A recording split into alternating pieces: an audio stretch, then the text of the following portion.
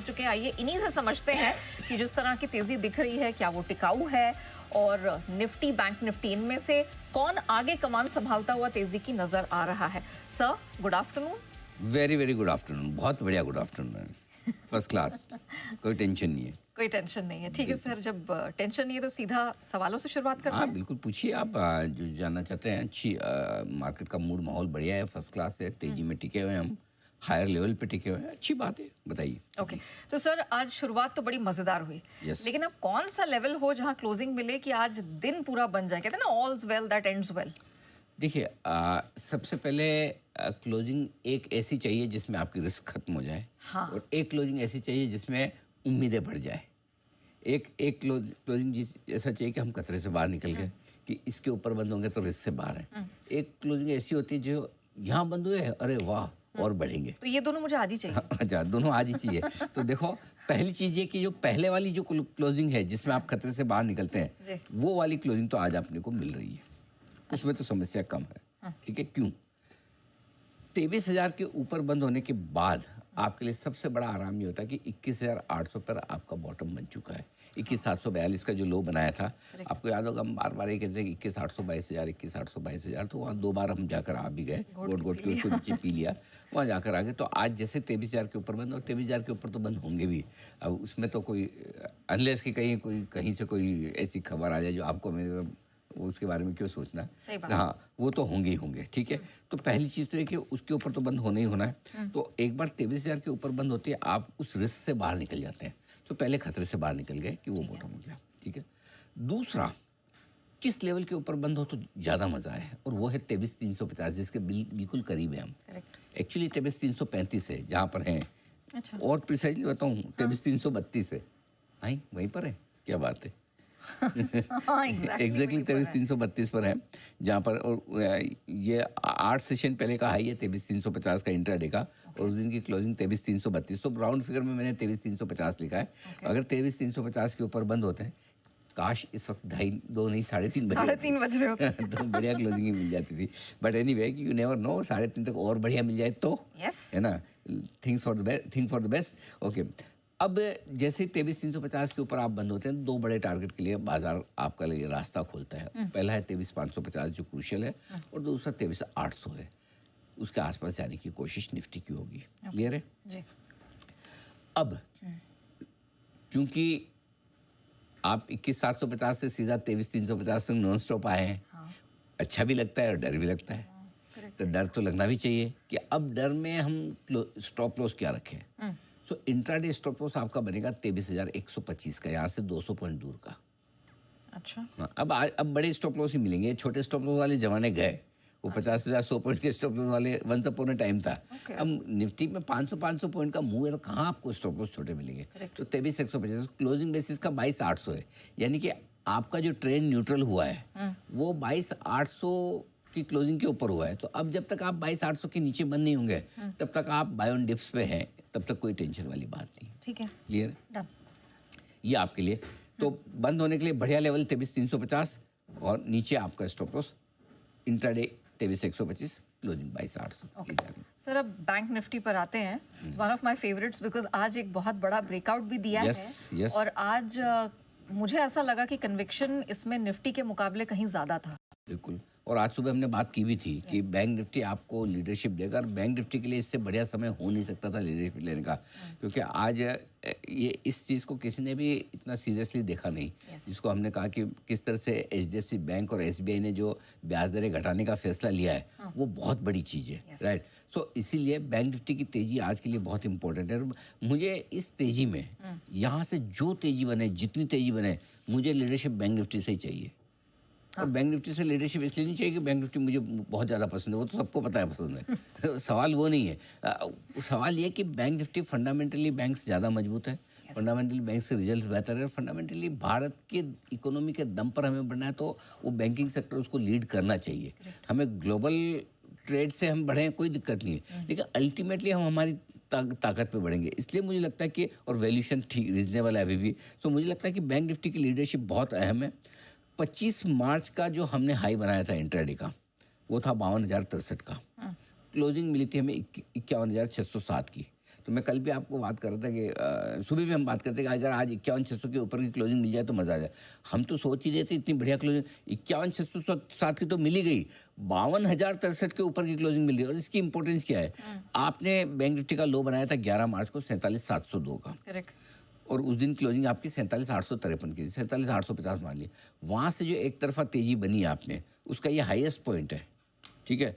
Nifty को अभी भी उस वहां से जो तेजी बनी उसका हाईएस्ट पॉइंट पार करना बाकी है, लेकिन बैंक वो 23,870 का है, लेकिन बैंक निफ्टी पहले आ गया है। तो मुझे लगता है कि बैंक निफ्टी ने आज एक अच्छा ब्रेकआउट दिया है, और इस वजह से घटती हुई ब्याज दरों के ज़माने में बैंक निफ्टी हमेशा निफ्टी के मुकाबले में मजबूत रहेगा, ये मान के चले। किसी एक आध दिन अंडर परफॉर्मेंस आ जाए बैंक निफ्टी की, 1-2 दिन आ जाए, बिल्कुल डरने घबराने की जरूरत नहीं, मजबूत ही रहेगा।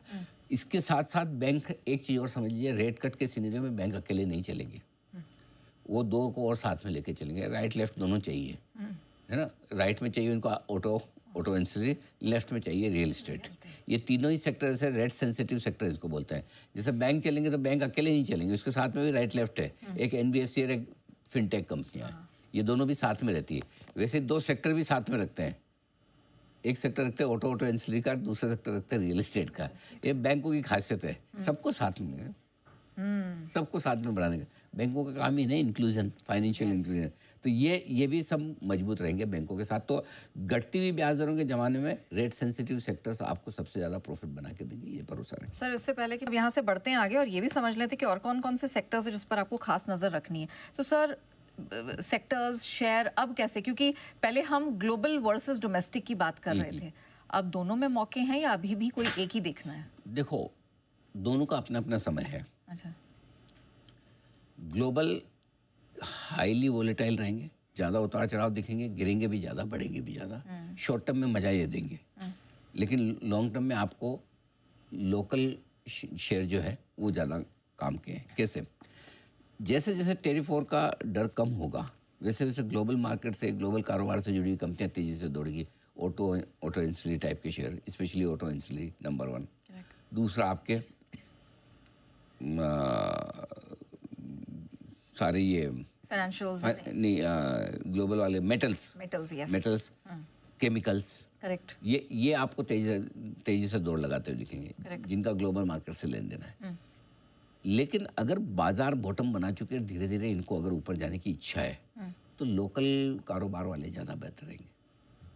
बैंक्स, एनबीएफसी तो है ही, ठीक है, पावर, टेक्सटाइल, एफएमसीजी, अच्छा मॉनसून आने की उम्मीद है। आज आईएमडी का अनुमान भी है, अगर आज आईएमडी ने ढंग का अनुमान दे दिया तो आपको, अगर दोनों स्काई मेट और आईएमडी दोनों कह रहे हैं मॉनसून अच्छा है, तो फिर आपको तो पता ही है, आप तो कमोडिटीज इतना ट्रैक करते हैं कि मॉनसून का अच्छा होने का मतलब क्या है।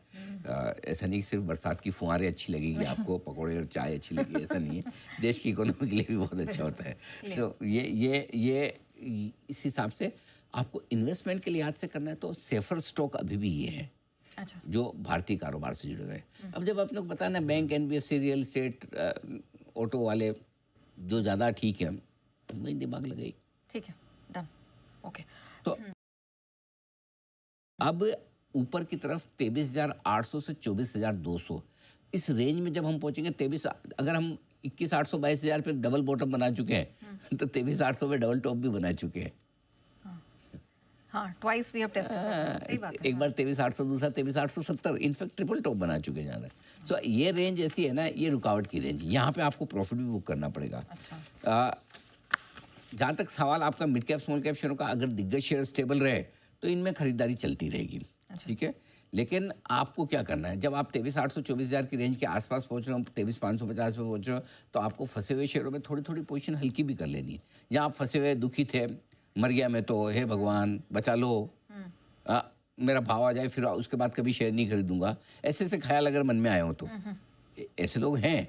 कुछ लोग ऐसे ही, कोई बात नहीं, गिरा तो मेरे लिए तो मौका है खरीदने का, नहीं है तो भी मेरे पास अच्छा शेयर में रखूंगा। अगर आप वैसे इन्वेस्टर हैं तो आप शांति से बैठिए। जब आपने बुरे समय में धैर्य नहीं खोया तो अच्छे में क्यों खोना। लेकिन जो आदमी ऐसा था कि मेरी तो बीपी बढ़ गई, डॉक्टर के पास जाना पड़ेगा, आगे से कभी लूंगा नहीं, गलती हो गई जो शेयर खरीदा, आपका भाव आया, ऐसे लोगों को, जिसको कहते हैं वो रामसे ब्रदर्स की पिक्चर आती थी हमारे जमाने, कमजोर हृदय वाले, ऐसी फिल्में ना देखें, हम तो बोलते थे पोस्टर भी ना देखें, ठीक है। तो उसमें अब जो कमजोर दिल वाले हैं, फिर उनके लिए तो गॉड गिवन अपॉर्चुनिटी है। आई है तो फिर निकलते जाओ, फिर खत्म करो आप, ताकि मन की शांति तो रहे। पैसे बने रहे, मन तो शांत रहना चाहिए।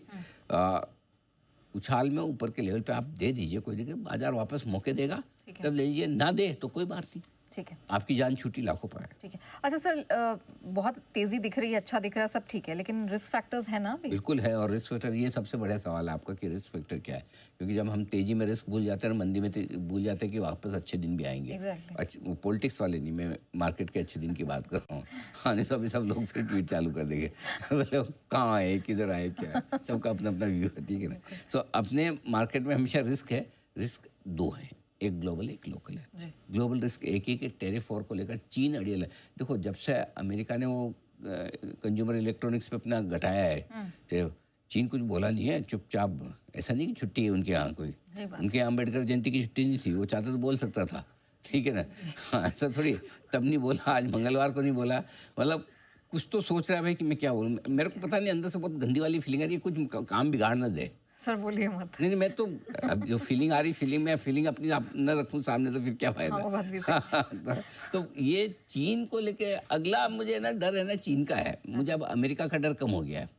मतलब नो डाउट आप कभी भी अमेरिका को डिस्कार्ड तो नहीं कर सकते, लेकिन ट्रम्प साहब का डर कम हो रहा है, खत्म नहीं हुआ, कम हो रहा है। तो चीन का लेके कि चीन क्या करेगा, चीन का आपके सामने कार्ड खुलना जरूरी है कि वो पहली जो नरमी दिखाई है ट्रंप ने, उसको चीन पॉजिटिवली लेता है या अपनी मुझ पे ताव देता है कि मैं जीता हूं, अब देखो मैं इसको कैसे फंसाता हूं, अब इसको समझ में आया ना, अब देखो ये मेरे पास अच्छा मौका है इसको रगड़ डालने का। तो वो अभी तक आया नहीं, जब तक वो ना आए तब मैं कॉन्फिडेंस नहीं हूँ। मेरे को सबसे बड़ी रिस्क ये दिखती है। नंबर 2 रिस्क क्या है, नतीजों का सीजन शुरू हो गया। आज अभी पूजा जी बता भी रही थी, आईसीआईसी प्रू के नतीजे आएंगे, आईसीआईसी लोम्बार्ड के आएंगे, इरडा के आएंगे, रिजल्ट सीजन जोरों में शुरू होगा। कंपनियों के नतीजे और गाइडेंस खराब ना आए, बस ये 2 रिस्क ऐसा है जो हमारे लिए, बाकी ठीक है।